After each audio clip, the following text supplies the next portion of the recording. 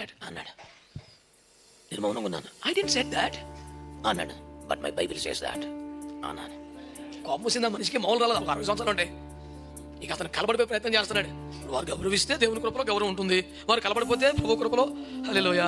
నేనేం చేయను, ఇంకా చిన్నవాళ్ళం కనుక చాలా తమాయించుకున్నాం, నీతో మాట్లాడుతున్నాను, యు మోస్ట్ వెల్కమ్ అన్నాను. yes, I do welcome every argument. We are ready to face it. గబగబా సెషన్ ముగించి 6 టీము నన్ను మధ్యలో చుట్టూ కూర్చొని నాకు ఇక ఉపదేశం చేయడం మొదలు పెట్టారు. Jesus done everything on the cross. It is finished, he said. Nothing to do with the spiritual warfare. That is your illusion. That is nonsense. ఎరగబడిపోతున్నాడు మనిషి. నీ జీవితంలో నీకు అసలు పోరాటమే లేదా? ఆత్మకు శరీరానికి మధ్యలో పోరాటం జరగడం లేదా? చాలా మందికి ఆర్థిక పోరాటాలు కూడా ఉన్నాయి కదా. అనారోగ్యంతో పోరాడుతున్న వారిలో ముందు వరుసలో మేమే ఉన్నాం కదా. సువార్త నిమిత్తమైన పోరాటంలో క్రైస్తవులు సేవకులు అనుభవిస్తున్నారుగా. కొంతమందికి దేవుని చిత్తము కాకపోయినా బలహీనులై భార్యాభర్తల మధ్య పోరాటాలు ఉన్నాయి, ఇరుగు పొరుగు మధ్య పోరాటాలు ఉన్నాయి, కుటుంబ సంబంధాల్లో పోరాటాలు ఉన్నాయి, ఉద్యోగంలో వ్యాపారంలో పోరాటాలు ఉన్నాయి. పోరాటం ఏదైనా ఎక్కడైనా ఏ రూపంలో వచ్చినా నీకు ఒక ఆయుధం ఉంటే తప్ప. ఈనాటికి మన ధ్యానానికి ప్రభు సిద్ధపరిచిన వచనం, క్రీస్తు శరీరమందు శ్రమపడెను, మీరును అట్టి మనస్సును ఆయుధంగా ధరించుకోండి.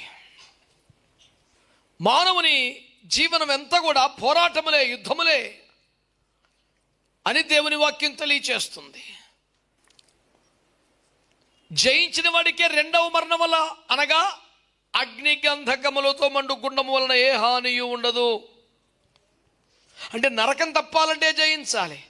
మరుగైన మన్నా జయించిన వానికి, జీవవృక్ష ఫలం జయించిన వానికి, తెల్లరాయి జయించిన వానికి, కొత్త పేరు జయించిన వానికి, జనముల మీద అధికారం జయించిన వానికి, ఆలయములో స్తంభం జయించిన వానికి, సింహాసనం ఏదైనా జయించిన వాడికే. బ్రతుకంతా పోరాటములే అని చెబుతున్న వాక్యం జయిస్తేనే ఈ ఆశీర్వాదములని మాట్లాడుతున్నది. మరి ఈ పోరాటములలో జయించాలంటే మనము కనీసంగా కలిగి ఉండవలసినది ఆయుధం కదా. మీరు మనందరికీ పోరాటములు ఉన్నాయి. నరుని కాలమంతా యుద్ధకాలమే అని వాక్యం చెబుతోంది. జయిస్తే తప్ప నరకం తప్పదు, నిత్యముల ఆశీర్వాదాలు లేవని వాక్యం చెబుతోంది. మరి నీ పోరాటములో జయించాలా? జయిస్తే తప్ప నీకు అవకాశం లేదు. మరి ఎలా ఈ కార్యాలన్నీ చేయగలుగుతావు నీవు? దేవుని వాక్యము తేటగా నీకు తెలియజేయబడుతున్న సత్యమేమనగా, మీరు గమనించగలిగితే, ఆలోచించగలిగితే, అర్థం చేసుకోగలిగితే, ఇన్ని పోరాటాలు మనకు అనుమతించిన వాడు, జయిస్తే తప్ప ఆశీర్వాదాలు లేవని షరతు పెట్టినోడు, ఆయుధాలు ఇవ్వకపోతే అన్యాయస్తుడు అవుతాడు కదా. మోషేకు కర్ర ఇవ్వకుండా పంపాడా? దావీదుకు ఆయుధం ఇవ్వకుండా పంపాడా? శిష్యులకు పాప క్షమాపణ అధికారం ఇవ్వకుండా పంపాడా? ఒట్టి చేతులు ఎట్లా పంపుతాడు ఆయన? సౌలును ఏమని ఆజ్ఞాపించాడు? లయ మగ్గు వరకు కనికరించక బొత్తిగా అమాలేకులను నిర్మూలన చేయి అని ఆజ్ఞాపించిన దేవుడు సౌలును యుద్ధ భూమి వరకు సాగనంపెను. ఆయనకి అంత అవసరమా? ఇలా చెయ్యాలి అని చెప్తే చాలదటండి. పరలోకుని దిగివచ్చి ఈ అద్భుతమైన వ్యక్తి చేయబట్టుకొని యుద్ధ భూమి వరకు సాగనంపి అతన్ని బలపరిచిన దేవుడు నీ దేవుడు కాదా? నీ పోరాటాలలో నీ సావు నువ్వు సారు అని తమాషా చూసే రకమా నా దేవుడు? నీ చెయ్యి విడిచిపెడతాడా నా దేవుడు? మరి జయిస్తే మరి నీకేమన్నా ఉంటుంది, లేకపోతే మరి నీ ఇష్టం అని ఒక ప్రకటన జారీ చేసి తాంబూలాలు ఇచ్చాము తన్నుకు జావుండనే పెద్ద మనిషి రకమా దేవుడు? లేదు నాయన. ఈ దేవుడు సదాకాలం మనకు దేవుడై ఉంటాడు. మరణం వరకు ఆయన మనల్ని నడిపిస్తాడని వాక్యం తెలియజేస్తుంది. దేవునికి స్తోత్రం కలుగును గాక. నీ జీవితంలో నీకు అసలు పోరాటమే లేదా? ఆత్మకు శరీరానికి మధ్యలో పోరాటం జరగటం లేదా? చాలామందికి ఆర్థిక పోరాటాలు కూడా ఉన్నాయి కదా. అనారోగ్యంతో పోరాడుతున్న వారిలో ముందు వరుసలో మేమే ఉన్నాం కదా. సువార్త నిమిత్తమైన పోరాటములలో క్రైస్తవులు సేవకులు అనుభవిస్తున్నారుగా. కొంతమందికి దేవుని చిత్తము కాకపోయినా బలహీనులై భార్యాభర్తల మధ్య పోరాటాలు ఉన్నాయి, ఇరుగు పొరుగు మధ్య పోరాటాలు ఉన్నాయి, కుటుంబ సంబంధాల్లో పోరాటాలు ఉన్నాయి, ఉద్యోగంలో వ్యాపారంలో పోరాటాలు ఉన్నాయి. పోరాటం ఏదైనా ఎక్కడైనా ఏ రూపంలో వచ్చినా నీకొక ఆయుధం ఉంటే తప్ప గెలవలేవు కదా. ఈ క్రమంలో ఏదో ఒక ఆయుధం ఇవ్వకుండా దేవుడు పంపడు అనే సామాన్యంగా చెప్పగలిగిన సూత్రం ఆధారంగా చేసుకుని దేవుడు తన బిడ్డలకు ఆయుధములనిచ్చే యుద్ధమునకు పంపి వారి గెలుపునకు తోడ్పడే ఒక అద్భుతమైన తండ్రి అని నా దేవుని గురించి ఈరోజు మీకు ప్రకటించడానికి ఇష్టపడుతున్నాను. అందరూ మంచిగా స్తోత్రం చెప్తారా? హల్లెలూయా.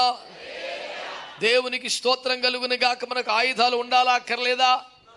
చెప్పాలి గట్టిగా. చాలామంది ఏమన్నారు, ఆత్మీయ పోరాటం అసలే అక్కర్లేదు అంటున్నారు. గతంలో చర్చలో కూడా చెప్పాను నేను. హైదరాబాద్లో అమెరికా నుంచి వచ్చిన కొంతమంది దైవజనులకు ఒక పాస్టర్స్ కాన్ఫరెన్స్లో నేను తర్జుమా చేయాల్సి వచ్చింది. వారు ఇంగ్లీష్లో చెప్తుంటే తెలుగులోకి ఆయన స్టార్ట్ చేయటమే స్పిరిచువల్ వార్ఫేర్ ఇస్ ఫూలిష్ అన్నాడు. ఆత్మీయ పోరాటం ఒక బుద్ధిహీనమైనది అని చెప్పాలి. నేను ఎట్లా చెప్పను? ఆయన పెద్దోడు కాబట్టి, గొప్పవాడు కాబట్టి, ఎక్కడుండో వచ్చాడు కాబట్టి నేను అబద్ధం చెప్పాల్సింది అనేగా. నన్ను క్షమించు ప్రభు అని మనసులో అనుకొని ఆయన ఏం చెప్పినా నేను చెప్పేదే చెప్తున్నాను. స్పిరిచువల్ వార్ఫేర్ ఇస్ ఫూలిష్ అనగా అవును, మనం ఆత్మీయ పోరాటం చేయాలి అని చెబుతున్నాను. ఆయన తెలుగు రాదు కాబట్టి. అయితే సభలో ఉన్న దైవజనుల్లో సగానికి ఎక్కువ మందికి ఇంగ్లీష్ వచ్చు. అందరు కిసకిసలాడుతున్నారు. నా వైపు చూస్తున్నాను. నేను సీరియస్గానే ఉన్నాను. Yes, again and again say spiritual warfare is foolish. అవును, మరలా చెప్పుచున్నాను, ఆత్మీయ పోరాటం చేయాల్సిందే అని నేను చెప్పాను. చెబితే అందరు నవ్వుతున్నారు. ఆయన కోపం వస్తుంది. I never cracked any joke. Why these people are laughing? And I asked them. Even I didn't. I'm not responsible for that. ఆయనకి ఈడే తేడా ఆయనకి తెలుస్తుంది. అదేందో తెలియదు. అంటే ఆయన భావనలో తేడా, యేసు రక్తం ఏం చేయం, ఆయన బోధ తేడా. నేను ఎందుకు యేసు రక్తం చేయం? నేనున్నది చెప్తున్నాను. ఆయనకు అర్థమయ్యి అసలు నీ భావన ఏంటి, నీ గొడవ ఏంటి అని నా మీద ఆన్ స్టేజ్ ఈ ప్రసంగంలో కలబడిపోయాడు. నువ్వేం చెప్తున్నావు కరెక్ట్గా చెప్పంటే చెప్పేశాను. Yes, we have to go for spiritual warfare, we are already involved in that అని చెప్పాను అన్నాను. How can you say that అన్నాడు. నేను మౌనంగా ఉన్నాను. ఐ డెంట్ సెడ్ దాట్ అన్నాడు. But my Bible says that అన్నాను. కోపం వచ్చింది ఆ మనిషికి. మౌనం రాలేదు. ఒక 60 సంవత్సరాలు ఉంటాయి. ఇక అతను కలబడిపోయే ప్రయత్నం చేస్తున్నాడు. ఇప్పుడు వారు గౌరవిస్తే దేవుని కృపలో గౌరవం ఉంటుంది, వారు కలబడిపోతే ప్రభు కృపలో హల్లెలూయా. నేనేం చేయను, ఇంకా చిన్నవాళ్ళం కనుక చాలా తమాయించుకున్నాం, నీతో మాట్లాడుతున్నాడు. యు ఆర్ మోస్ట్ వెల్కమ్ అన్నాను. Yes, I do welcome every argument.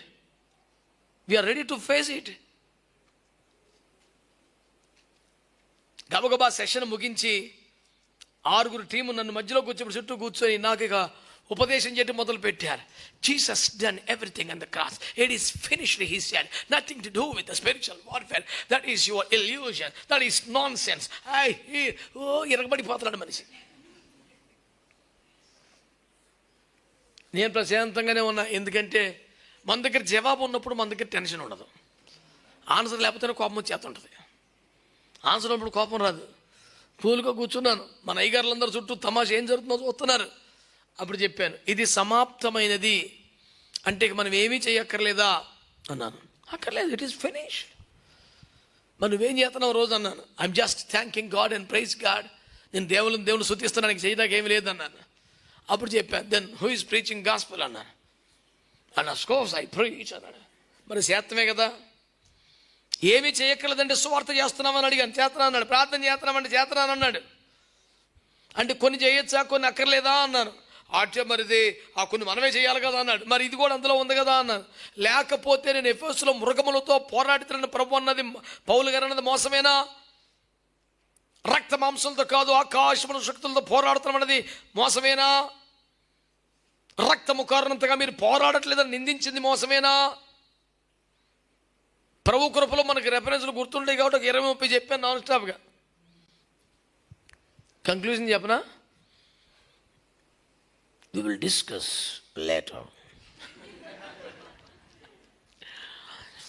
నువ్వు లేటర్ అయినా ఇంక లేటెస్ట్ న్యూస్ ఇదే, ఇంకేం ఉండదు. నేను చెప్పేది ఏంటంటే, పోరాడకపోతే జయం లేదు, జయం లేకపోతే అక్కడ ఎంట్రీ లేదు. తెంగర మాటలు మాట్లాడి, ఇంగ్లీష్లో మాట్లాడి, కొద్దిగా సోగ్గా మాట్లాడితే 10 రూపాయలు డబ్బులు వస్తే నువ్వు కుటుంబం మనిషి కుటుంబం అనగానే ఆశీర్వాదాలు వచ్చేతయా? తెంగరేసలు ఎత్తా నాకు అసలు నచ్చదు. యేసు రక్తమే జయం. పోరాడాలి. యేసు క్రీస్తు శరీరమందు శ్రమపడుటకు ఇష్టపడిన మీరును బట్టి మనస్సును ఆయుధంగా. 2 విషయాలు చెప్పాలి మీకు. మనస్సే ఆయుధం అనండి ఒకసారి. అందకాల పెట్టుకో, కడుపులో లాస్ట్లో చెప్తాను గొడవ ఏంటో. మనస్సే ఆయుధం అనండి. నీ చుట్టుపక్కల వారు, నీ శత్రువులైన వారు తలా ఒక ఆయుధం తీసుకొని వచ్చిన నీ మనస్సుని ఆయుధంతో కొట్టేవతలు మారేస్తావు. ఆమెనంటకు ధైర్యం సరిపోలేదని మీకు. పిరుకోలందరూ పోగుపడ్డారు చర్చిలోకి, తలుపులు తీశారే, పోయాలు పోతారు. యేసు రక్తమే జయం. ఇదేంటండి అది? చర్చ. మనస్సు ఆయుధం. దేవునికి స్తోత్రం కలుగునగా.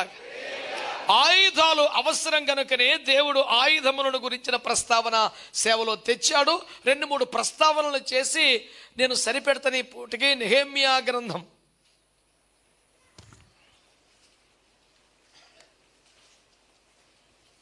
నెహెమ్యా గ్రంథము 4వ అధ్యాయము. కాస్త ఓపికగా 16 నుంచి 18 దాకా. కదలకూడదు. అయితే అప్పటి నుండి నా పనివారిలో సగము మంది పని చేయుచు వచ్చిరి. సగము మంది ఈటెలను, బల్లెములను, విండ్లను, కవచములను ధరించిన వారై వచ్చిరి. ఇలా చూడండి. నెహెమ్యా టీం అనండి. ఏం చేస్తున్నారు? శత్రువులు వచ్చి పడగొట్టిన యెరూషలేము ప్రాకారమును మరలా కట్టుచున్నారు. హలో, నెహెమ్యా ఒక్కడు ప్రార్థన చేశాడు. మీరు చెప్తున్నప్పుడు తలకాయ దించేశాడు ఒక్కొక్కడికి. సిలువ సాక్షిగా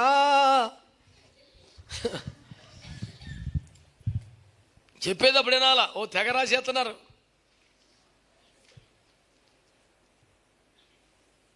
మన పాస్టర్ గారులు, పాస్టర్లు 160 మంది వచ్చారు. సెమినార్ జరిగిందండి.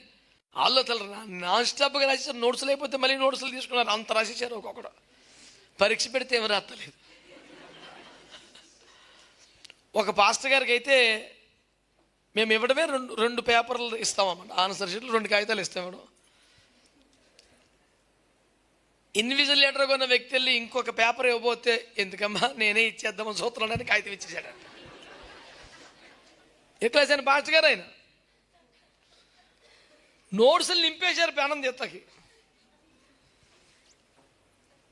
ఆ ఇచ్చిన కాగితమే తెమలేదు ఇంకాని. అందులో ఫస్ట్ పేజీలో సగం క్వశ్చన్ పేపరే ఉంటుంది. యువతలు ఇంకా పోలేదు. మా మాస్టర్ అన్నప్పుడు చిన్నప్పుడు మేము చదువుకునేటప్పుడు రాయలేకుండా ఉన్న అమ్మాయిగా చూస్తుంటే, ఒరే తెల్లకాయతో నల్లగానే చీర కనీసం స్కేల్ ఎట్టుకులు చదివిపోతానే అతను ఏంటో నువ్వు ఇలా తయారైపోయావు నువ్వుడు. ఇలాంటి అద్భుతమైన దైవజనులు మాకు లభించారు. ఏం చెప్పాలరా నాయన.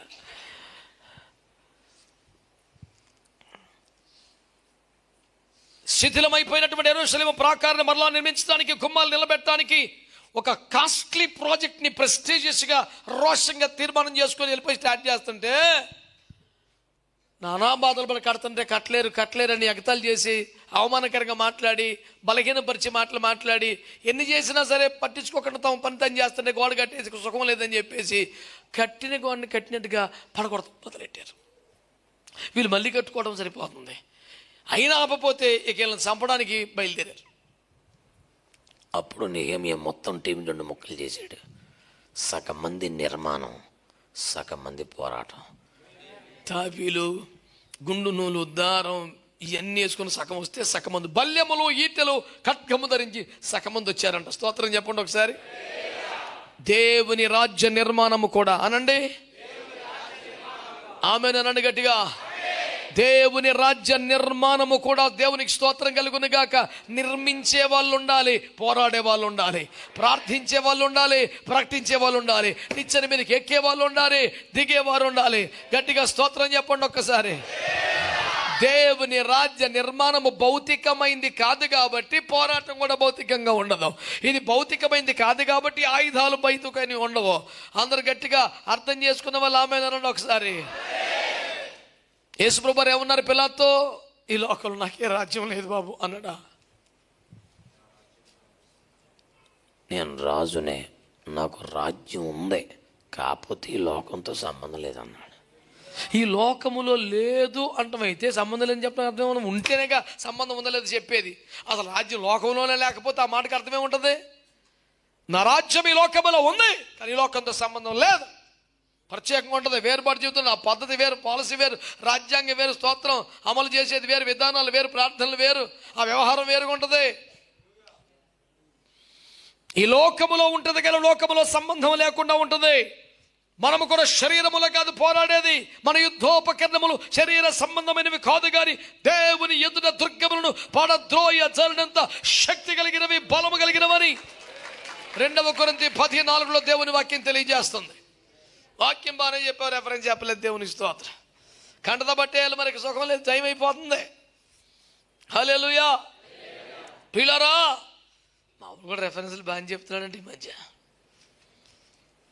కాళీములు చెప్తున్నా. అది ఎక్కడుంది? ఇంకోటి చెప్తాను తీ అన్నాడంట. దేవునికి స్తోత్రం. రెఫరెన్స్లు వచ్చాయాలి మొత్తం అందరికనే. హల్లెలూయా. మన చేతుల్లో బైబిల్ లేని క్షణమున కూడా, ఒకవేళ మన కన్నులే దృష్టి కోల్పోయిన క్షణమున కూడా దేవుని వాక్యమే మన నోట రావాలి అంటే బైబిల్ కంటత బట్టేయాలి, వాక్యాలు కంటత రావాలి. హల్లెలూయా. నా ప్రాక్టీస్ ఇంచుమించు అలాగే ఉంటుంది ఎప్పుడు కూడా. దాని కంటత వచ్చేయాలి అంతే, మళ్ళీ మనసు ఎంత ఉంటుంది కిలో. ఆమేన్. ప్రియులారా, దేవుని వాక్యాన్ని మీరు పట్టించుకోండి.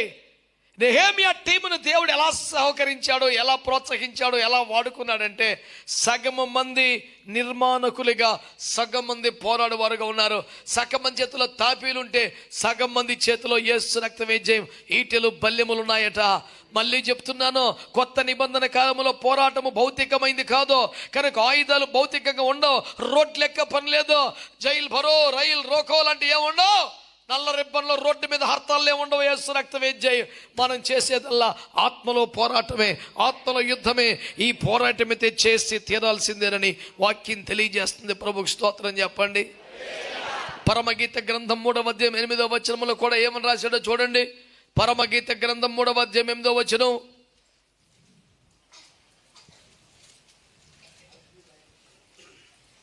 రాత్రి భయము చేత వారు ఖడ్గము ధరించి వచ్చుచున్నారు. ఎవరాలో భయపడే వాళ్ళు? 7వ వచనం. ఇదిగో సొలొమోను పల్లకి వచ్చుచున్నది, 60 మంది శూరులు దానికి పరివారము. వారు ఇశ్రాయేలీయులలో పరాక్రమశాలులు, వారందరూ ఖడ్గదారులు, యుద్ధ వీరులు. రాత్రి భయము చేత. ఓరి నాయనా, వాళ్ళంట పరాక్రమశాలులు, యుద్ధ వీరులు అనండి. అయితే వాళ్ళందరి చేతిలో కత్తులు ఉన్నాయంట. అదేట్రా అంటే అక్కడ రాశారు రాత్రి భయము చేత అనండి. వాళ్ళెవరో పరాక్రమశాలులు, యుద్ధ వీరులు. వాళ్ళకి ఏముందట? భయం ఉందట. యూట్యూబ్లో ఉంటుంది ఆ సందేశం చెప్పడం, ఖాళీ దొరికితే చూసుకోండి. వీరుల భయం అనే పేరు మీద ఉంటుంది. వాళ్ళు వీరులు, వాళ్ళకి భయం ఉందంట. భయం లేనోనే వీరుడు అనాలి. వీరుడికి భయం ఉంటుంది ఏమిటి? ఎంత యోధుడైనా, ఎంత వీరుడైనా, ఎంత ఆరోగ్యవంతుడైన యుద్ధములు చేయుటకు నిలబడిన వాడైనా, దేవుని బిడ్డలారా, రాత్రి భయం ఉండాలి. లోకము, పాపం అనేది ఒక కంట కనిపెట్టాలి. రాత్రి భయం ఎందుకు చెప్తున్నాడంటే, శత్రువు కనపడడు, నీకు ఏ వైపు నుంచి వస్తాడో తెలియదు. ఎక్కడో మాటేస్తుంటాడు. ఏ మాటల్లోనో, ఏ సంతోషంలోనో, ఏ కుటుంబ సంబంధాల్లోనో, ఏ ఆర్థిక విషయాల్లోనో, ఉద్యోగం చేసే చోటో, ఏ రాత్రి పూటో ఏదో వార్తలు చూస్తున్నప్పుడు తెలియకుండా, ఉద్దేశం లేకపోయినా, అలాంటి మనసు లేకపోయినా దొంగ దెబ్బ కొడతాడు. ఒక తలంపు, ఒక ఆలోచన, ఒక మాట, ఒక ప్రేరేపణ నీ ఆత్మీయ జీవితాన్ని పడగొట్టడానికి, బలహీనపరచడానికి వాడు రాత్రి పూటలు చీకట్లో కాసి ఉంటాడు. కనుక పరిశుద్ధుడు ఎవడైనా, బలవంతుడు ఎవడైనా, యోధుడు ఎవడైనా, పరాక్రమశాలి అయినా, వాడెంత వీరుడైనా ఈ భయం మైండ్లో ఉండాలి. శత్రు దొంగ దెబ్బ కొడతాడేమో, రహస్యంగా దాడి చేస్తాడేమో, ఎదురుగా వస్తే కొట్టి పాడేస్తామండి. వాడు ఎక్కడో దాక్కుని ఉంటే అందుకని ద్రాక్ష తోట క్షేమాన్ని గురించి మాట్లాడినప్పుడు పరమగీతాలు 2లో నక్కలను పట్టుకోనండి, సహాయం చేసి గుంట నక్కలను పట్టుకోండి అంటాడు. ఎందుకని? అవి దాగి ఉన్నాయి, ఎదురుగా వస్తే అటాక్ చేస్తే లెక్క వేరు ఉంటుంది. ద్రాక్ష తీగల మొదల్లో ఉండిపోతున్నాయి, దాడిమ వనంలో ఉండిపోతున్నాయి, దాక్కుని కావలి వారిని గాయపరుస్తున్నాయి. ప్రియులారా, దేవుని బిడ్డలారా, నీ ఒక ఆయుధమును ధరించి సేవ చేయటం, నీ ఒక ఆయుధమును ధరించి నీ క్రైస్తవ విశ్వాస జీవితాన్ని కాపాడుకోవడం, దేవుని రాజ్యం అనే నిర్మాణములో నువ్వు ఒక ఆయుధాన్ని కలిగి ఉండడం, తోటలో పనిచేస్తున్నప్పుడు నీ ఒక ఆయుధాన్ని కలిగి ఉండడం, రాజు పల్లకిని మోస్తున్నప్పుడు నీ ఒక ఆయుధాన్ని కలిగి ఉండడం వాక్యానుసారంగా తెలియజేయబడుతున్న సంగతి. అంటే పల్లకిని మోయటం అంటే ఏంటి? రాజుగారిని మోయటమేగా. హలో, మీరు ఇంకెవరు మోతున్నారు? ఇది లేని పోను సావు, సైలెంట్ కూడా డౌట్ రాదు నాకు. మరి మన రాజుగారు ఎవరు? యేసయ్యని మోయడానికి ఇబ్బంది పడుతున్నారా? ఇష్టపడుతున్నారా? మీ భుజముల మీద ప్రభు ఉన్నాడా? రాజకీయ పార్టీ ఎజెండా ఏదన్నా ఉందా? కుల మతాల ఏమన్నా కుల సంఘాల ఎజెండా ఏదన్నా ఉందా? సౌండ్ తగ్గిందే. కసి ఉండాలి మళ్ళీ. చిచ్చే, నేను వేరొక ఎజెండా మోసే రకం కాదు, సిలువ జెండా తప్ప. దేవునికి స్తోత్రం తప్ప, హల్లెలూయా, యేసు రాజును తప్ప ఏది పడితే మోసే రకం కాదు. అనే క్వాలిటీ నీ దగ్గర కనపడాలి, ఆ కసిరిలో కనపడాలి. దేవునికి స్తోత్రం కలుగునుగా. బోధపడిన వాళ్ళందరూ గట్టిగా స్తోత్రం చెప్పండి. అంటే నువ్వు నిర్మాణ పనిలో ఉన్న, తోటలో కావలిగా వస్తున్నా, రాజును పల్లకీగా మోస్తున్నా, నీకు శత్రువు నుంచి ప్రమాదం ఉంటుంది. నీ చేతిలో ఒక ఆయుధం ఉండాల్సిందే. దేవునికి మంచి స్తోత్రం చెప్పండి. హల్లెలూయా. రాజుల గ్రంథము 2వ గ్రంథం 11వ అధ్యాయం.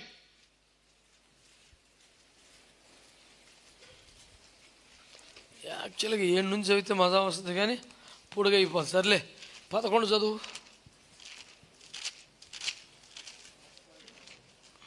కాపు కాయు వారిలో ప్రతి మనిషి తన తన ఆయుధములను చేత పట్టుకొని బలిపీఠము చెంతను, మందిరము చెంతను, మందిరము కుడి కొన మొదలుకొని ఎడమ కొన వరకు రాజు చుట్టూ నిలిచిరి.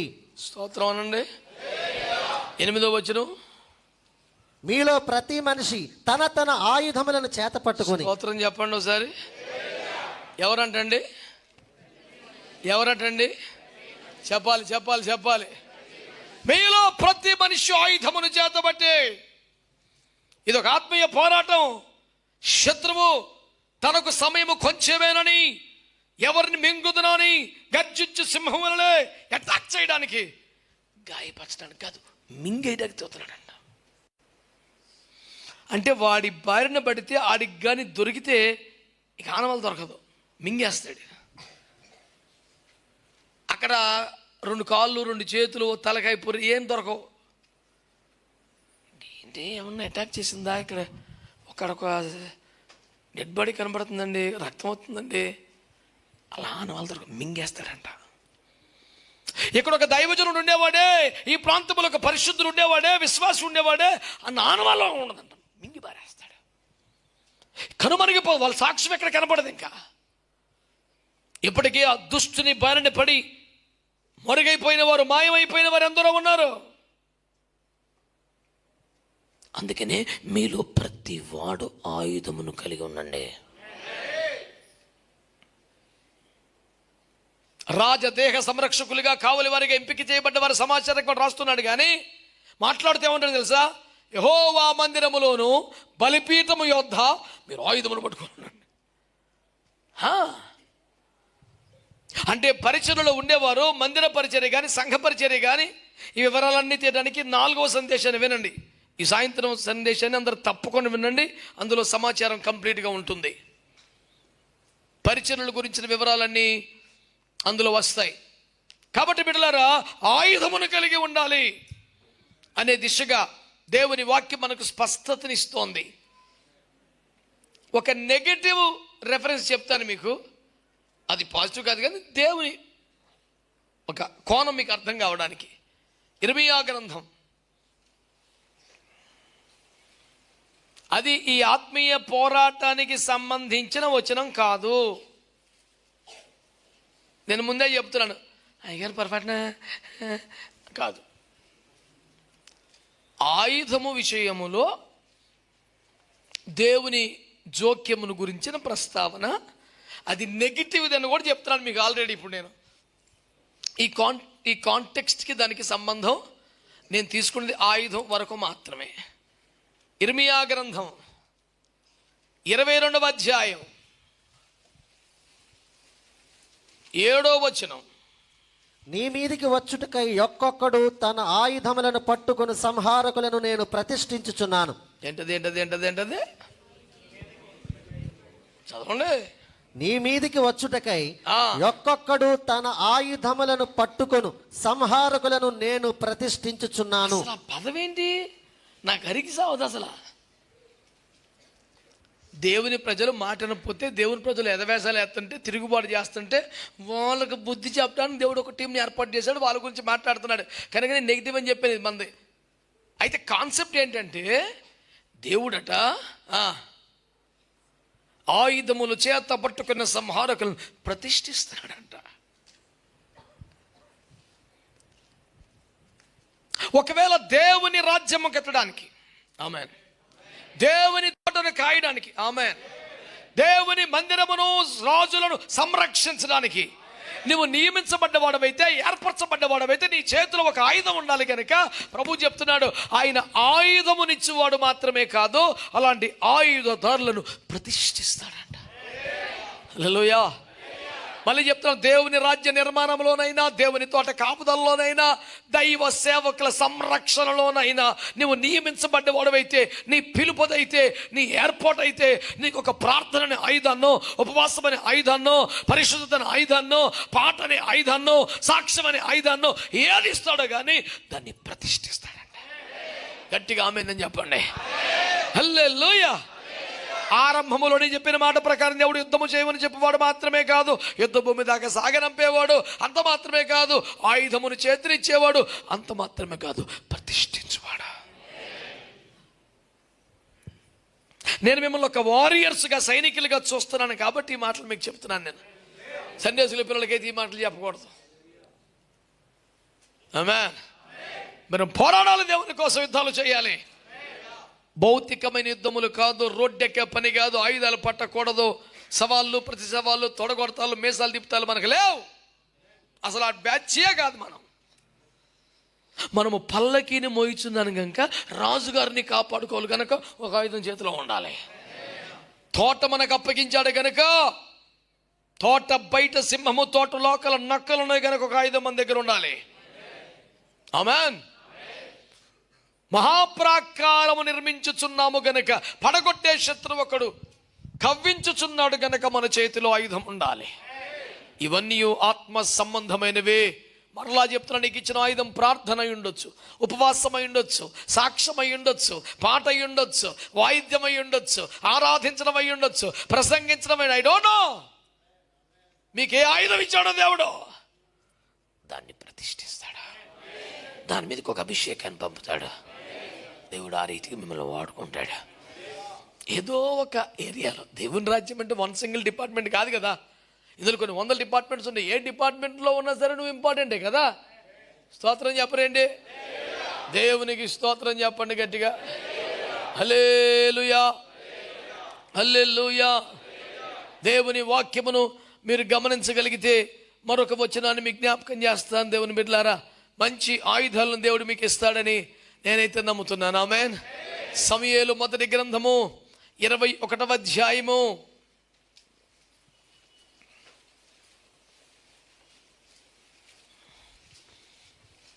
'all-time favorite statement for me'. హల్లెలూయా. 9. యాజకుడు, ఏలా లోయలో నీవు చంపిన గొల్యాతు అని ఫిలిష్తీని ఖడ్గమున్నది, అదిగో బట్టతో చుట్టబడి ఏఫోదు వెనుక ఉన్నది, అది తప్ప ఇక్కడ మరి ఏ ఖడ్గమును లేదు. ఆ గొల్యాతు గాడి తప్ప ఏ కత్తి లేదు బాబియా అని డల్గా, నీరసంగా అయ్యో నీలాంటి యోధులు వచ్చి కత్తి కొడుకుంటే ఆయుధం అడిగితే ఏమి ఇవ్వలేకపోతున్నాం, గొలియాతు గడికి తప్ప ఇంకేం లేదురా బాబు అని బాధపడిపోతుంటే దావీదు గారి రెస్పాన్స్ ఎలా ఉంది చూడండి. దాన్ని తీసుకొనుటకు నీకు ఇష్టమైన ఎడల తీసుకొను మనగా. ఆ గొలియాతు ఖడ్గం తప్ప నా దగ్గర ఏమో, నీకు ఇష్టమైతే తీసుకో బాబయ్య అంటే దావీదు గారు ఏమన్నారు? దావీదు దానికి సమమైనదొకటియు లేదు. ఓసారి కొట్టండి సప్పట్లో. వీళ్ళు భయంగా, అయ్యా దావీదా నువ్వు ఇంత కష్టంలో ఉన్నావా, నీకే కష్టం వచ్చిందా, నీకే పోరాటం వచ్చిందా, ఎవరిని గెలిపించావో ఆడే నిన్ను చంపడానికి వస్తున్నాడా, ఈ దుస్థితులు నీ చేతిలో ఆయుధం లేక నా దగ్గరికి వచ్చి అయ్యా ఏదైనా ఆయుధం ఉంటే ఇవ్వండి బాబు, నేను ప్రమాదంలో అంటే నీలాంటి చేతికి ఆయుధం ఇవ్వలేని దుస్థితిలో ఉన్నాను, అయ్యో నన్ను క్షమించయ్యా, ఆ గొలియాతు గడికి తప్ప గుళ్ళో ఇంకేమీ లేదు బాబయ్య, నీకు ఇష్టమైతే తీసుకొని ఆయన అని బాధగా విచారంగా చెబితే దావీదు అంటాడు, తీసుకురా, దానితో సమమైనది ఏమన్నదే. హల్లెలూయా చెప్పండి గట్టిగా. తిరుగులేని ఆయుధాన్ని దావీదు కొరకు దాచిన దేవునికి చప్పట్లు కొట్టండి. కొట్టా రక్తమే జై. హల్లెలూయా. దేవుడు ఆకాశము నుండి చూశాడు, ఎలాంటి ఆయుధం గొలియాతు గారి చేతిలో కాదురా, నా పిల్లల చేతిలో ఉండాలని దేవుడు ప్లాన్ చేశాడు. హల్లెలూయా. గొలియాతు ఎట్టకారం చేసామన్నాడు, నీ చేతిలో కత్తి లేదుగా, నా తలకాయ ఎట్ట నరుకుతావు అంటే దావీదు అన్నాడు, నీ చేతిలో ఉందిగా. అంటే దేవుని టార్గెట్, దావీదు టార్గెట్.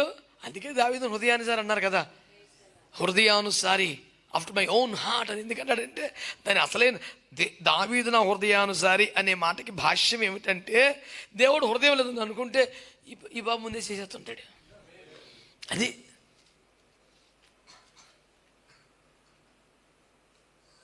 ఈ సియోను కొండ అయితే మనకు కరెక్ట్, ఇక్కడ ఇది తీసుకోవాలా అని దేవుడు అనుకున్నాడంట. ఈ లోపల యుద్ధం చేసి దాన్ని గెలిచేసి ప్రభా ఇది నీకు ఇచ్చేతను ప్రభా సందా అన్నాడు. ఒరే ఆయన ఎక్సైట్మెంట్ తట్టుకోలేనట్టుగా మాట్లాడాడు యేసు ప్రభు, ఇది నేను కోరిన స్థానం, ఎక్కడే ఉంటాను, ఇది నన్ను ఇచ్చే మన అంత అయినప్పుడు ఎప్పుడు చెప్పేవేటే చెప్పలేదు, కానీ మనసులో అనుకున్నాను ఈ పిల్లడు కరెక్ట్గా అదే పట్టుకొచ్చాడు, నాకు చాలా హ్యాపీగా ఉంది. దేవుని మనస్సు లేదు నాశపడితే తెచ్చేస్తాడు. దేవుడు మనసులో ఏంట్రా అంత డల్గా ఉంది, భూమి దేవుడు సరిగ్గా ఆరాధన చేస్తలేదు అని అనుకున్నాడు అనుకో, ఒకవేళ ఈలో తప్పని చేసే పని మన సితార తీసుకొని పాటపడేస్తాడు మనోడు. చాడు అది అందుకే నచ్చాడు నాకు. దూతలంగా చూస్తున్నాను, మేము కూడా చేస్తున్నాం కదా ప్రభు అంటే చూడరా చేశారు, కానీ దేవునికి స్తోత్రం కలుగునగా. అసలు దేవుణ్ణి మరిపించే రేంజ్ ఉండాలండి బాబు, ఎంత గొప్ప బైబిల్లో అక్కడక్కడ కనపడద్దా. అందుకు యేసు ఆశ్చర్యపడి, ఏంటండి ఆ పదం, ఒక స్తూరు సీదోనుల ప్రాంతాలు చెందిన కనాను స్త్రీ యొక్క విశ్వాసానికి, ఇంకా సరైన రక్షణ అనుభవం లేని శతాధిపతి యొక్క విశ్వాసపు స్టేట్మెంట్కి దేవుడు ఆశ్చర్యపడ్డాడంట. అందుకు యేసు ఆశ్చర్యకారాలు మనం పొందేసుకోవటం తప్ప యేసు ప్రభుని ఆశ్చర్యపరిచే మ్యాటర్ ఎక్కడ వచ్చింది? బాబు కొద్ది మంది భక్తిని చూసి యేసు ప్రభు అదిరా రే చూడండి రా బాబు వెంట వచ్చుచున్నవా అంటే ఈ 12 మంది కూడా ఉంటారు అందులో. అటు చూడు అది అట్ట మనం చూస్తే ఎప్పుడు యేసు ప్రభు కనిపించిందా? అది బతుకంటే ఒకసారి కదా ఒకసారి చెప్పి 10 ఏళ్ళు అయిపోతుంది ఇందులోకి వచ్చా ఎంతో జీవితం అని. ఒకసారి కదా రోజు ప్రభు ఆశ్చర్య క్రియలు అద్భుత, నువ్వు మురిసిపోతావేనా? ఆయన్ని మురిపించిన సాక్ష్యం లైఫ్లో ఒకసారి కూడా లేదా? శబ్బాషిరా కుమారుడు అట్టుండాలరా అని అనిపించదు ఒకసారి కూడా ఆయనకి. దేవునికి స్తోత్రం చెప్పరు మీరు. అన్నకాంచి గప్పుకొని కమిట్ అయిపోయిన ఉంటుంది, లేని పొంది నాకు అసలే బోల్ టార్గెట్లోని లైఫ్లో లేని పొంది మళ్ళీ అదనంగా ఇదొకటేనా, అందుకే సైలెంట్. ఇది వ్యూహాత్మకమైన ఓ సోసి వ్యూహాత్మకం. మనం ఆల్రెడీ వ్యూహిత సైన్య సమభీకర రూపిణిగా పిలువబడ్డాం. ఇంకా డల్గా సైలెన్స్ ఉంటాకి ఇల్లే దేశ రక్తమే జయం. హల్లెలూయా. అంటే దేవుని కొరకు ఆయుధములు ధరించిన వారిని దేవుడు ప్రతిష్ఠిస్తున్నాడు అన్న మాట కోసం చెప్తున్నాను. దేవుని రాజ్యం ఇంకొక పదం అన్న, దేవుని రాజ్యం అంటే ఒక డిపార్ట్మెంట్ కాదు కదా, అన్నీ ఉంటాయి కదా. నువ్వు ఎందులో ఉన్నా అక్కడే ఉండి దేవుని మహింపచ్చే అవకాశం ఉంది. టెన్షన్ పడి నువ్వు కంగారు పడి ఏం చెయ్యక్కర్లేదు అని చెప్తున్నాను. సాయంకాలం చెప్పాల్సిన వచ్చిన వాళ్ళు ఒకటి చెప్పేస్తాను, కంగారు వచ్చేస్తుంది నాకు. ఇది ఎక్సైట్మెంట్ తట్టుకోలేను నేను, అదొక రకం. ఒకటేలే, మిగతా సాయంత్రమే చెప్తాను. మీకు బైబిల్ ఉందా? యెహెజ్కేలు గ్రంథం తీయ అయితే. యెహెజ్కేలు గ్రంథం 90 లేదా? నిజంగా లేదా? అయితే 46 ఉంటుంది చూడండి. అది కూడా లేదా? దానికి 24 ఉందా? ఉండే ఉంటుంది, చదవండి. యెహెజ్కేలు 46:24. ఇది వంట చేయు వారి స్థలము, ఆహా. ఇక్కడ మందిర పరిచారకులు జనులు తెచ్చు బలి పశు మాంసమును వండుదురని ఆయన స్తోత్రం నాతో చెప్పండి చెప్పెను. గట్టిగా. మీరు కదా మాంసం మీద దుచ్చి వెళ్ళబాకండి. అనవసరం బాబోయ్ చదివేశాను నేను. అసలు ఇంపార్టెంట్ అది కాదు కదా.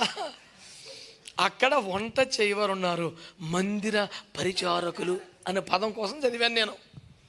మీద అడ్డుపోయింది మనసు. ఇటు తోటకూర, స్తోత్రం చెప్పండి. నో వేటకూర, ఓన్లీ తోటకూర. అది దేవునికి స్తోత్రం కలుగునగాక. మనసు ఎటు పడితే వెళ్ళబాకండి. వరంగల్ నుంచి వచ్చాడు పిల్లడు, ఇందా కారులో చెప్పాను, అబ్బాయి తోటకూర ఏముంటుంది ఏముండదని చెప్పాను. దేవునికి స్తోత్రం. ఇసొంటి మా వరంగల్లో నడవదని అన్నాడు, ఇక్కడ నడుతుందని చెప్పాను. ఏసు రక్త దారిలో ఈ మొక్కలు చెప్పే లోపే దారిలో దేశపాలు తీసుకొస్తే నన్ను అయ్యే కనపడుతున్నాయి. ఇస్సాకులు అనేకులు వధించబడి ఉండిరి. హల్లెలూయా. అయ్యని చూడబాకనన్నా మంది తోటకూర అని చెప్పాను. హల్లెలూయా. మా ఊరు ఒకసారి వాళ్ళ ఇంటికి వెళ్ళి చెప్పాడు, డాడ్ అంతా మొక్కల పులుసు అన్నాడు. ఏం మొక్కల పులుసు అబ్బా? ఈ మొక్కల పులుసు అంటే ఒకవేళ కాదు, ఇదే. నాలెడ్జ్ లేక యూట్యూబ్ను సంప్రదించా, దొరికినాయి. గుమ్మడికాయలు, ఆనపకాయలు, దోసకాయలు, ములక్కాయలు వేసి పులుసు పెడతారంట, పప్పు లేకుండా. మరి నా బిడ్డ ఇంత నిష్ణాతురాలు ఎప్పుడైపోయిందో నాకు తెలియదు. నేనే బేబచ్చు అనుకున్నాను. నాకు కొత్త వంటలు పరిచయం చేశారు, దేవునికి స్తోత్రం.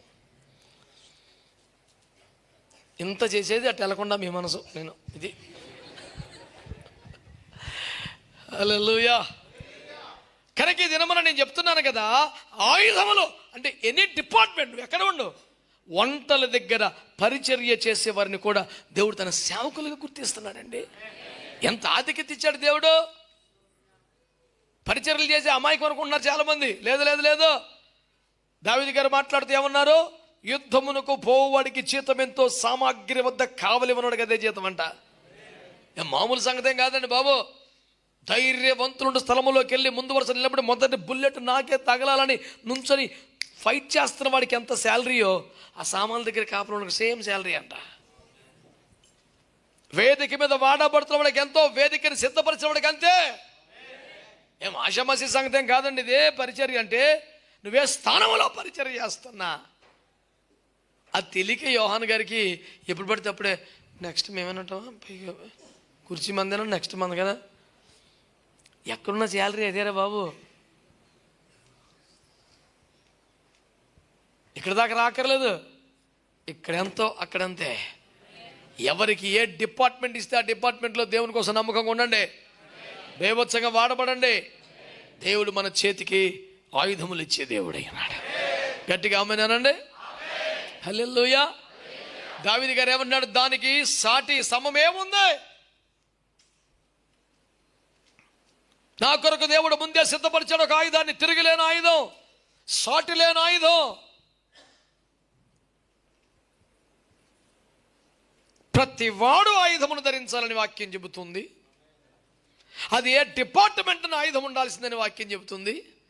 ఆయుధదారులను దేవుడు ప్రతిష్ఠించుచున్నని వాక్యం చెబుతుంది. ఏ చోట నిలిచిన జీతం ఒకటేనని వాక్యం చెబుతుంది. సాటి లేని ఆయుధాలు ఇస్తున్నాడు, తిరుగులేని ఖడ్గం ఇస్తున్నాడని వాక్యం చెబుతుంది.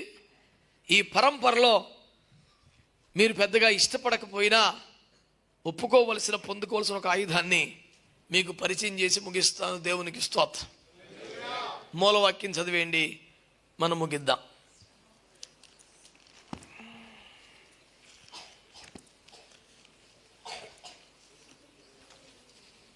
క్రీస్తు శరీరమందు శ్రమపడెను, మీరును వట్టి మనస్సును ఆయుధంగా. మనోడు మూలవాక్యం మర్చిపోయాడు, అది వచ్చింది సాగు. ఇప్పుడు క్రీస్తు శరీరమందు శ్రమ పడెను, మీరును వట్టి మనస్సును. ఇప్పుడు మూలవాక్యం అంటే ఒక మూలకుంటుంది అనుకున్నారండి, భలే ఎదిగేస్తున్నారు. దేవునికి స్తోత్రం. సందేశానికి ప్రారంభ వచనంగా ఏదైతే చదివి దాని మూలంగా ఉపదేశం అంతా చెబుతాం గనక, పునాదికి ఒక మూలరాయి లాంటిది కనుక, మిగతా రాళ్ళన్నీ ఆరాయికే సెట్ చేయాలి కనుక, ఎన్ని వచనాలు చదివినా ఆ వచనానికి లింక్ అయి ఉండాలి కనుక, ప్రారంభ వచనాన్ని, ప్రసంగానికి ఆధారభూతమైన స్టార్టింగ్ మాటని మూల వచనం అందురు. దేవుని స్తోత్రం. స్తోత్రం చెప్పారా? హల్లెలూయా. ఒకటి చెప్తున్నాడు, కానీ 150 కీర్తన తీసి మూలవాక్యం అంటే వింటాను అన్నాడు. అంటే సెంటర్లో ఉంది కదా, 150 కీర్తన తీసి మూలవాక్యం అంటే వింటాను, సెంటర్ వాక్యం కదా అన్నాడు. అరే నువ్వు ఏదైనా ఒక సెంటర్లో ఉండాల్సినడురా, నువ్వు ఎంత మూలకి ఎందుకు వచ్చావురా నాయన? ఇలాంటి ఎందరో ప్రబుద్ధులు నాకు తగులుతుంటారండి, మరి ఏం చేయమంటారండి? సేవా ప్రయాణంలో తప్పదు కదండి. అంచేత బిడ్డలారా, క్రీస్తు శరీరమందు శ్రమపడిన మీరు వట్టిన మనస్సును ఆయుధంగా ధరించమన్నాడు. అంటే శరీరమందు శ్రమపడే మనస్సే ఒక, గట్టిగా ఆమేనండి. శ్రమలు వస్తున్నాయి ప్రభా, చాలా శోధనలు వస్తున్నాయి, ఎలా జయించాలో అర్థం కావట్లేదు. ఏదైనా ఒక ఆయుధం ధరించంటే దాన్ని సహించడం ఒక ఆయుధం. అర్థమవుతలేదు మీకు? ఇంకా శరీరమందు శ్రమలను సహించుటకు ఇష్టపడే మనసే ఒక శత్రువు అనుకున్నాడు, శ్రమే ఒక ఆయుధం అనుకున్నాడు. ఏడిచాడు. పగలు ఎగురు బాణమున మంది హానమందు పడిచి ఎన్నో వదులుతున్నాడు పొద్దున్న లేస్తే మన మీదకి. దుష్టుడు అగ్ని బాణాలు వేస్తాడని కూడా వాక్యం చెబుతుంది. నేను ప్రయోగించిన ఆయుధములు తిరుగులేనివి, ఇంతే సంగతులు అనుకుంటున్నాడు. యువతల వైపు నుంచి సింపుల్గా ఏంటంటే, యోబు 2:10,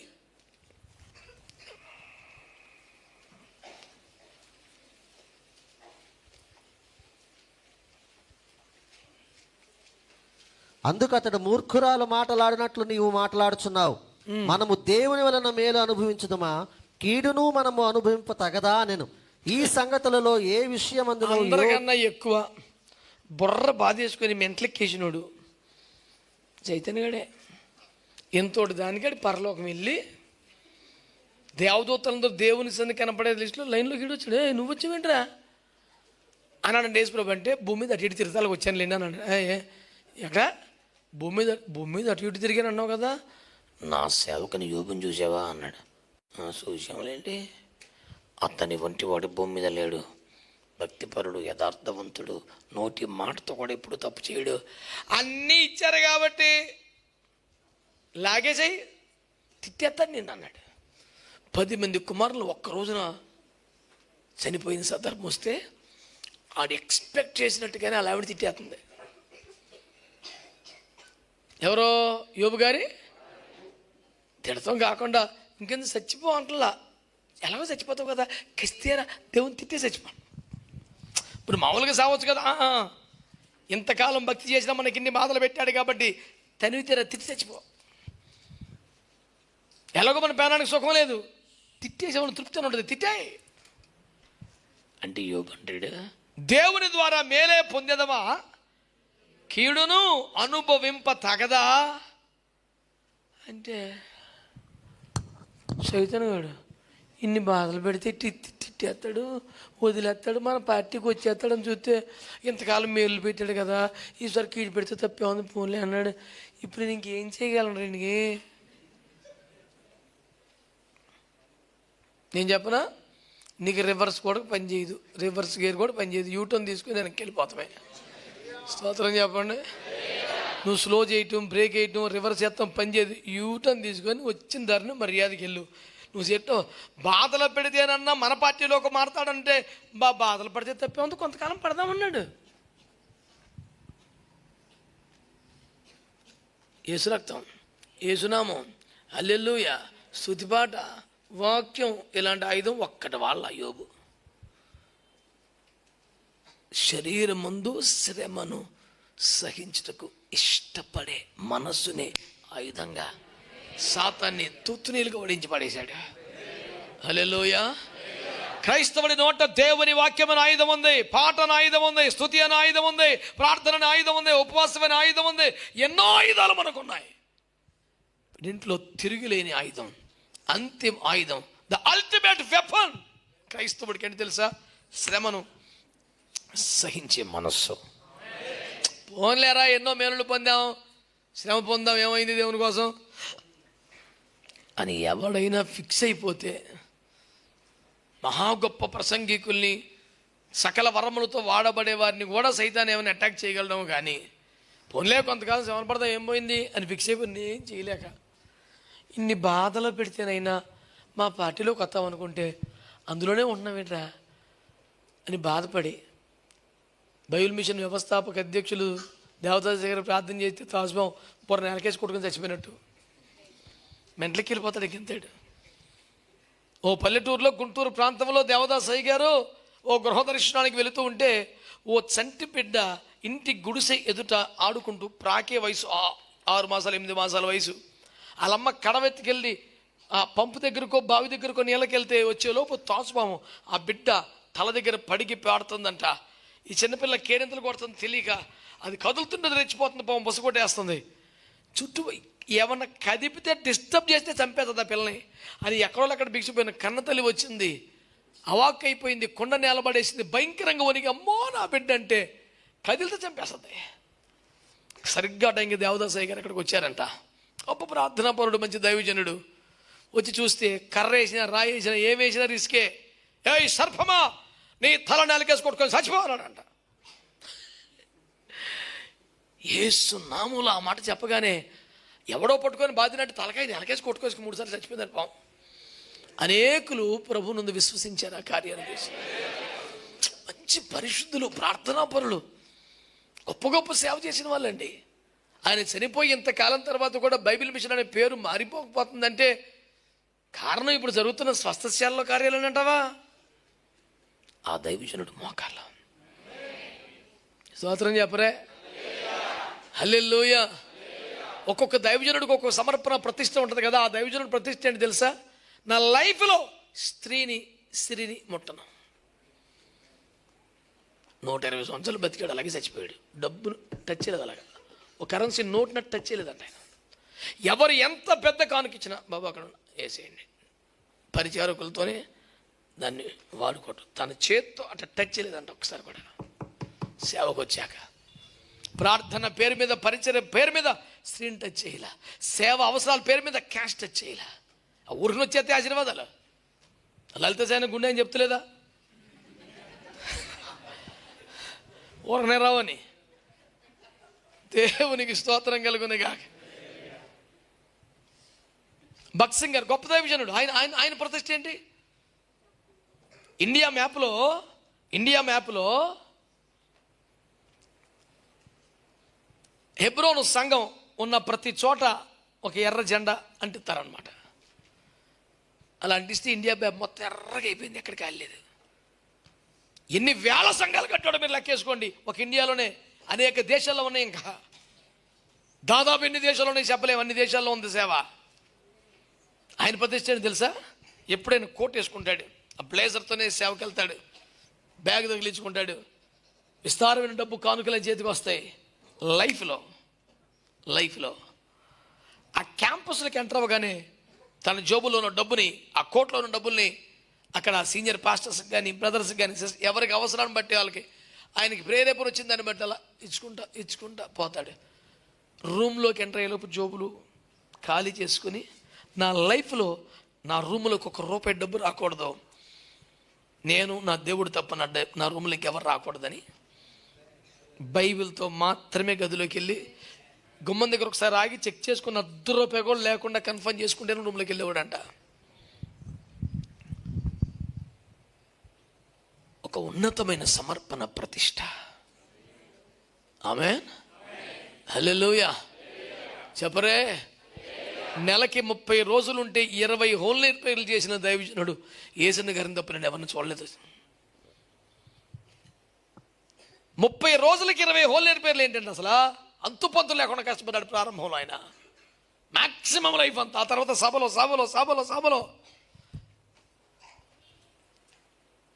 6 గంటలకు సభ స్టార్ట్ అయితే ఆయన 8 గంటలకు గ్రౌండ్లోకి వస్తే 9ంటికి ఎప్పుడో మైక్ పట్టుకుంటే 11కి ఎప్పుడో ముగిస్తే అప్పుడు మొదలెడితే ఉదయం 6 వద్ద ఒక్కొక్కరికి ప్రార్థనలు చేసేపాటికి. సభ లేని రాత్రి ఆయనకు ఉంటుందా? ఏ రాత్రి అని పడుకున్నాడు దైవజనుడు. సభల ప్రపంచం స్టార్ట్ అయిన తర్వాత ఒక రాత్రి నిద్రపోకపోతే నువ్వు తేలబొట్టేసే మొఖాలు ఊరినొస్తుందండి ఆశీర్వాదం.